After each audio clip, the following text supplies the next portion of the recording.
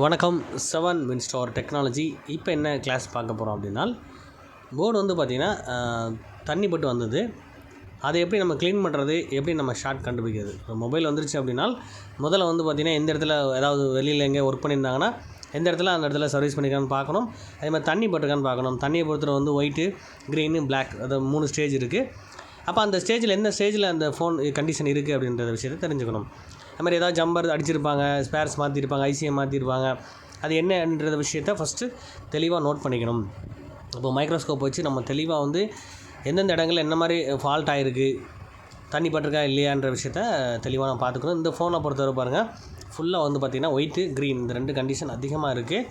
கண்டிப்பாக அந்த ஐஸோட பால்ஸ் கடியிலையும் கூட ஷார்ட் ஆக வாய்ப்பு இருக்கும். இதெல்லாம் ஆனால் தண்ணி பட்டு அடுத்து அப்படி யூஸ் பண்ணிகிட்டே இருந்தாலும் இந்த மாதிரி கண்டிஷன் ஆகும்.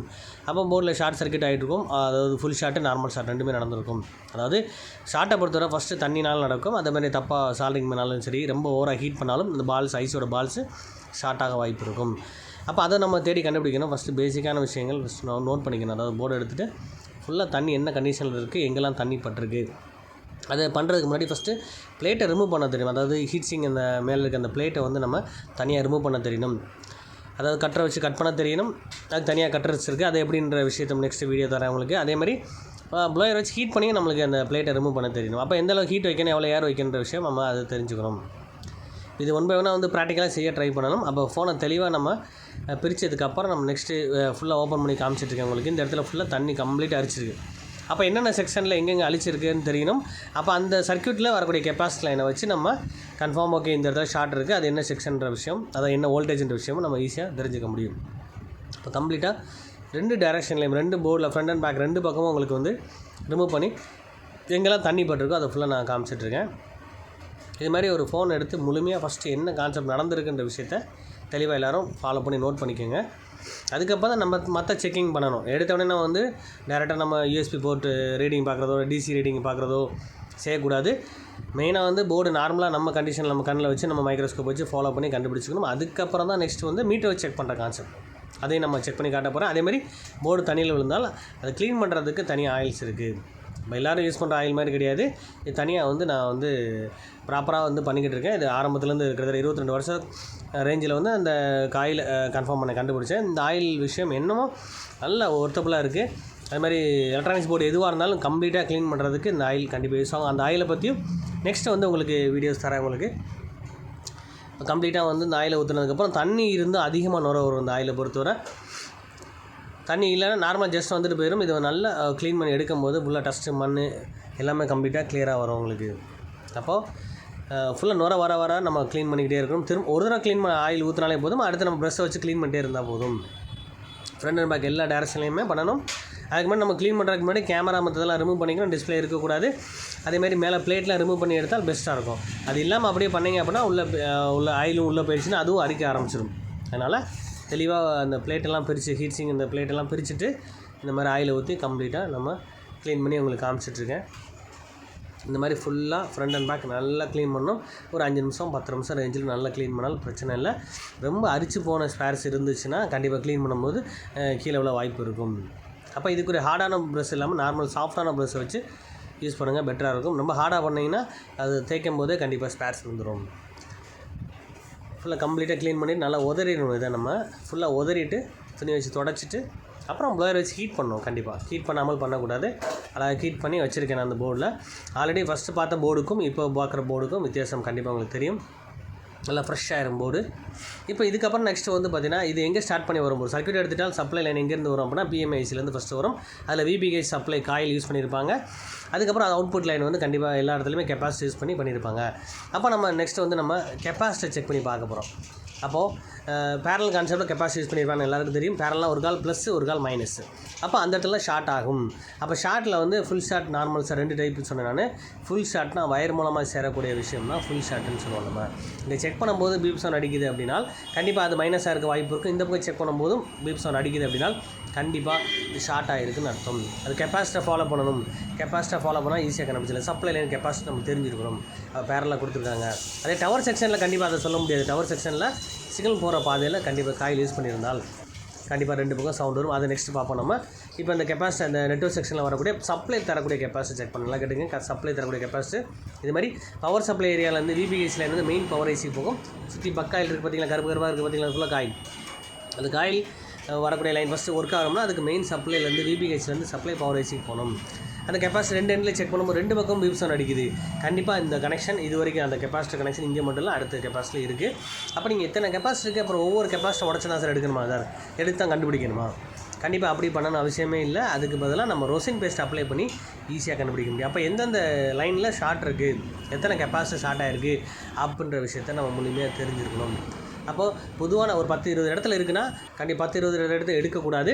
எடுக்காமல் அது என்ன சப்ளை, எத்தனை வோல்டேஜ் அங்கே வரும் அப்படின்ற விஷயம் தெரிஞ்சுக்கணும். இப்போ இதான் ஃபஸ்ட் என்ட்ரன்ஸ் லைனு. இதை நம்ம ஃபஸ்ட்டு ஃபாலோ பண்ணிக்கோங்க. இதுலேருந்து நம்ம என்ன பண்ண போகிறோம், சுற்றி கம்ப்ளீட்டாக அந்த கெப்பாசிட்டருமே கம்ப்ளீட்டாக நம்மளுக்கு ஷார்ட்ஸ் காமிக்குது. அப்போது என்ட்ரன்ஸ் வரக்கூடிய VPH சப்ளை கிடைச்சா தான் மெயின் பவர் ஐசி வேலை செய்யும். இதுவே ஷார்ட் ஆகிருக்கு நம்மளுக்கு. அப்போ அது என்ன ஃபுல் ஷார்ட், அதாவது ஷார்ட்னு பார்த்தீங்கன்னா 001 2 பக்கமும் 001 வந்தால் வயர் மூலமாக ப்ளஸ் மைனஸ்களை கனெக்ட் ஆகிருக்கு. அப்போ ஃபுல் ஷார்ட் ஆகிருக்கு.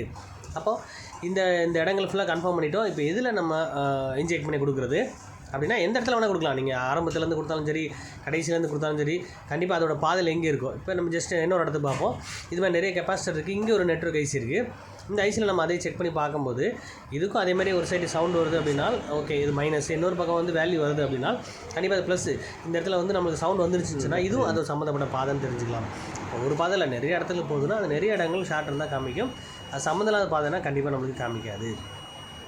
நெக்ஸ்ட் இந்த லைன் செக் பண்ணி பார்க்க போகிறோம். இந்த இடத்துல வரக்கூடிய சர்க்யூட் பார்த்தீங்கன்னா இதேமாதிரி எல்லா கெப்பாசிட்டியுமே என்ன சர்க்யூட் தெரியாமல் இருந்தாலும் நம்ம ஒன்றா நம்ம கெப்பாசிட்டி ஃபுல்லாக 1 by 1 செக் பண்ணி பார்க்க போகிறோம். அப்போ சர்க்யூட்டை ப்ராப்பராக தெரிஞ்சிட்டோம்னா இந்த இடம் என்ன இடம், அப்போ ப்ளஸ் த்ரூவாக வந்து எங்கேருந்து வருது. இப்போ பேட்டரி ப்ளஸ்லேருந்து வரக்கூடிய ஷார்ட் கிடையாது, இது ஆப்போசிட் ஷார்ட்னு சொல்லுவோம். நம்ம இந்த செக்ஷன் வந்து APT சர்க்யூட்னு சொல்லுவாங்க. APT நெட்வொர்க் செக்ஷன், அதாவது 4G ஐசிக்கு சப்ளை தரக்கூடிய செக்ஷன் இது. அந்த இடத்துல கண்டிப்பாக நம்மளுக்கு ஷார்ட் சர்க்யூட் காட்டுது உங்களுக்கு. அப்போ அந்த சப்ளை, அதாவது VPH சப்ளை இங்கேயும் வருது நம்ம தெரிஞ்சுக்கலாம். VPH சப்ளை அதாவது பேட்டரிலேருந்து PMICக்கு வந்துட்டு அதுக்கு ஆப்போசிட்டில் வரக்கூடிய லைன் தான் VPH சப்ளைன்னு சொல்லுவாங்க. அந்த சப்ளை லைன்லேயும் ஷார்ட் இருக்குது அப்படின்னு தெரிஞ்சுக்கலாம். அப்போது அதுக்கு சம்மந்தப்பட்ட சர்க்யூட் எதுவாக இருக்கோ அந்த இடத்துல ஃபுல்லாக ஷார்ட் காமிக்கும். அப்போ அந்த எல்லா கெப்பாசிட்டியும் எடுத்து நம்மளுக்கு கண்டிப்பாக பிரயோஜனமே இல்லை. அப்போ ஐசி கூட ஷார்ட் இருக்க வாய்ப்பு இருக்கும். இருந்தாலும் நம்ம வந்து எடுத்தோடனே ஐசியை ரிமூவ் பண்ணக்கூடாது. கண்டிப்பாக ஸ்பேர் ஷார்ட் இருக்குன்னு கன்ஃபார்ம் பண்ணணும். அதுக்கு மெயினாக நம்ம இப்போ யூஸ் பண்ணுறது ஃபுல்லாக ரோசின் பேஸ்ட் அப்ளை பண்ணி நம்ம அந்த ஷார்ட்டை ரிமூவ் பண்ணலாம். அது எப்படின்னு சொல்லி நம்ம பார்ப்போம். நம்ம இப்போ இதே மாதிரி ஒவ்வொரு செக்ஷன்லேயுமே பேட்டரி ப்ளஸ் சப்ளை எங்கே போகுது, அடுத்து VPH சப்ளை எங்கே போகுது, VPH எல்லாருக்கும் தெரியும்னு நினைக்கிறேன். 3.7 வோல்ட், அதை PMICலேருந்து வரக்கூடிய சப்ளை. அதுக்கப்புறம் நம்ம நெக்ஸ்ட்டு ஒவ்வொரு செக்ஷனுக்கு என்னென்ன வோல்டேஜ் நேம் இருக்குது, எங்கே இருக்குதுன்னு நம்ம தெரிஞ்சுக்கணும். இப்போ இந்த மாதிரி நம்ம ரோசின் பேஸ்ட் எடுத்து நம்ம சால்ட்ரிங் வச்சு நம்ம பொறுமையாக பண்ண அந்த பவுடரானது மேலே அந்த ஐசியில் பட ஆரம்பிச்சிடும். அதாவது பண்ணி படுற மாதிரி இருக்கும். அது கம்ப்ளீட்டாக நம்ம எந்தெந்த இடத்துல வந்து நம்ம ஷார்ட் பார்த்தோமோ அந்த இடத்த ஃபஸ்ட்டு நம்ம கவர் பண்ணிக்கணும். ஃபஸ்ட்டு அதை பண்ணதுக்கப்புறம் தான் நம்ம வந்து ஷார்ட் கொடுக்கும்போது அந்த இடத்துல மெல்ட் ஆகுதுன்ற விஷயத்தை கண்டுபிடிக்க முடியும். இது எல்லாமே ப்ராக்டிக்கலாக நீங்கள் ட்ரை பண்ணி பார்க்கணும். ரோசின் பேஸ்ட் தனியாக கிடைக்கும், அதை வாங்கிக்கலாம். ஒரு சால்ட்ரிங் எடுத்துக்கோங்க, நீங்களே இதை பண்ணலாம். அதேமாரி இதை ஷார்ட்டை ரிமூவ் பண்ணுறதுக்கு DC பவர் சப்ளை வச்சு நம்ம ஷார்ட் கிளியராக யூஸ் பண்ணலாம். அல்லது நம்ம பேட்டரி வச்சு கூட நம்ம ஷார்ட் கிளியர் பண்ண முடியும். அப்போ DC பவர் சப்ளை 5 amp வரைக்கும் அதிகபட்சம் கொடுத்துருப்பாங்க. அந்த 5 amp அட்ஜஸ்ட் பண்ணி பண்ணலாம். ஆனால் வோல்டேஜ் வந்து 3.7 வோல்ட் VPH அப்படின்னா 3.7 அட்ஜஸ்ட் பண்ணணும். எந்த இடத்துல எத்தனை வோல்டேஜ் வருன்ற விஷயம் தெரிஞ்சுட்டு அதுக்குரிய வோல்டேஜ் கொடுத்தா போதும். சில இடங்களில் 0.6 வரும், இல்லை 1 வோல்ட் வரும். அப்படின்னா அந்த 1 வோல்ட் அல்லது 2 வோல்ட் ரேஞ்சில் நீங்கள் வச்சுட்டு ஆம்பியர் 500, 1 ஆம்பியர் 2 ஆம்பியர் ரேஞ்சில் வச்சு நம்ம ஷார்ட் கிளியராக யூஸ் பண்ணலாம். அப்போ ஷார்ட் கிளியர் யூஸ் பண்ணுறதுக்கு எப்படி கான்செப்ட்ன்ற விஷயத்தை நான் சொல்கிறேன் பாருங்கள். இப்போ ரோசின் பேஸ்ட்டை ஃபுல்லாக அப்ளை பண்ணிட்டோம், கம்ப்ளீட்டாக நம்ம அப்ளை பண்ணியிருக்கோம். அதாவது நம்ம ஷார்ட் கிளியர் யூஸ் பண்ணும்போது சர்க்யூட்டில் 10-20 இடத்துல பார்த்தோம் அந்த கெப்பாசிட்டி ஃபுல்லாக. அது ஏதாவது ஒரு கெப்பாசிட்டியில் நம்ம இன்ஜெக்ட் பண்ணி பார்க்க போகிறோம். இப்போ நம்ம பார்த்த லைனில் ஃபுல்லாக இருக்கக்கூடிய கெப்பாசிட்டி லைனில் ஃபுல்லாக நம்ம ரோசின் பேஸ்ட் அப்ளை பண்ணியிருக்கோம். இப்போ இதில் மெல்ட் ஆகலைன்னா நெக்ஸ்ட் அடுத்த செக்ஷனில் பார்க்க போகிறோம். DC பவர் சப்ளை எடுத்துகிட்டு 2 wire plus or minus boot cable கொடுக்காமல் டேரெக்டாக 2 வயர் தான். 2 வயரை கனெக்ட் பண்ணிட்டு ஒரு வயரை வந்து கிரவுண்டில் கனெக்ட் பண்ணிக்கிறோம். டேரெக்டாக போர்டில் சால்டிங் பண்ணி கிரவுண்ட் கொடுத்துருவோம். இன்னொரு லைனை வந்து நம்ம இப்போ ப்ளஸ் லைனில் இன்ஜெக்ட் பண்ண போகிறோம். இப்போ ப்ளஸ் மைனஸ் தெரியாது சார், 2 பக்கம் 0-0 வரும் பார்த்தீங்களா. நம்ம வந்து ஒரு உதாரணத்துக்கு கிரவுண்டில் கொடுத்தீங்கன்னா ரியாக்ஷன் இதே மாதிரி தான் இருக்கும். அடுத்து நம்ம ப்ளஸ்லையும் கொடுத்து பார்க்கும்போது என்ன ரியாக்ட் இருக்குது. இப்போ கிரவுண்டில் நான் கொடுத்துருக்கேன், டச் பண்ணியிருக்கேன். இப்போ நம்ம கெப்பாசிட்டோட ஒரு ப்ளஸ் மைனஸ்ன்ற விஷயம் அப்போ கண்டுபிடிக்கணும்னா VPH லைனை ஃபாலோ பண்ணுவோம். அதுக்காக தான் சொன்னேன் நான். VPH லைன்லேருந்து ஃபஸ்ட்டு போவோம், எங்கே மெல்ட் ஆகுதுன்னு கன்ஃபார்ம் பண்ணுவோம். அப்போ அது ஃபுல் ஷார்ட்னும் போது ஒயர் மூலமாக சேரும்போது 2 பக்கமும் 001 வரும், அல்லது 000 வரும். இதான் வேவிங் ஏஜ் லைன் காயில். இது இந்த இடத்துல வரக்கூடிய கெப்பாசிட்டி இந்த 2 கெப்பாசிட்டி. அப்போ இந்த 2 எண்டில் நான் கொடுத்து பார்க்க போகிறேன். கொடுத்து இருக்கும்போது மெல்ட் ஆகுதான்னு பார்ப்போம். நம்ம இது ஆல்ரெடி நெக்ஸ்ட்டு மெல்ட் ஆன இதான் பேஸ்ட் தான். என்ன ஒருத்தர் இன்ஜெக்ட் பண்ணுவோம். நம்ம இன்ஜெக்ட் பண்ணி ஒரு செகண்ட் பார்க்கும்போது ஃப்ரண்டில் இருக்கான்னு பார்ப்போம், இல்லை பேக் சைடில் இருக்கான்னு செக் பண்ணி பார்ப்போம். நம்ம இந்த பாருங்கள், ஆட்டோமேட்டிக்காக அந்த வோல்டேஜ் குறைஞ்சிருச்சு, ஆம்பியர் கூடிருச்சு. இப்படி இருந்தால் அதுக்கு பேர் ஃபுல் ஷார்ட்டுன்னு சொல்லுவோம். நம்ம வோல்டேஜ் குறையுது, ஆம்பியர் கூடுது அப்படின்னா கன்ஃபார்ம் ஃபுல் ஷார்ட், டேரெக்டாக வயர் மூலமாக சேர்ந்துருக்கு அப்படின்னு அர்த்தம். இப்போ நார்மல் ஷார்ட்னா வோல்டேஜ் அப்படியே இருக்கும், ஆம்பியர் மட்டும் என்ன ரீடிங்கு அது 10, 20, 50, 100 ரீடிங் காட்டும். இப்போ இந்த இடத்துல மெல்ட் ஆயிருக்குன்னு கன்ஃபார்ம் பண்ணி வச்சு ஒரு 3 ஸ்பேர் மெல்ட் ஆன மாதிரி தெரியுது. அப்போ என்ன தெளிவாக கண்டுபிடிக்கணும், மறுபடியும் நம்ம ரோசின் பேஸ்ட் அப்ளை பண்ண போகிறோம். திரும்ப ஒரு தடவை நம்ம பண்ணிவிட்டு கன்ஃபார்மாக அந்த 3ல் இது ஷார்ட்டுன்ற விஷயத்தை கன்ஃபார்ம் பண்ணிக்கிறோம். அப்போ இந்த ட்ரிக்ஸை நீங்கள் ஃபாலோ பண்ணி ஈஸியாக நம்ம ஷார்ட்டை கண்டுபிடிச்சிடலாம். அது ஃபுல் ஷார்ட்டாக இருந்தாலும் சரி, நார்மல் ஷார்ட்டாக இருந்தாலும் சரி. இப்போ நம்ம இந்த ஆப்போசிட், அதாவது மெயினாக தெரியறதுக்காக நம்ம என்ன செய்வோம், டேரெக்டாகவே இந்த ஐசி பக்கத்தில் கெப்பாசிட்டியை கொடுத்து பார்ப்போம். ஃபஸ்ட்டு மெல்ட் ஆக உங்களுக்கு தெரியும்னு நினைக்கிறேன். நான் சென்டரில் இருக்க அந்த கெப்பாசிட்டி மெல்ட் ஆகிருக்கு.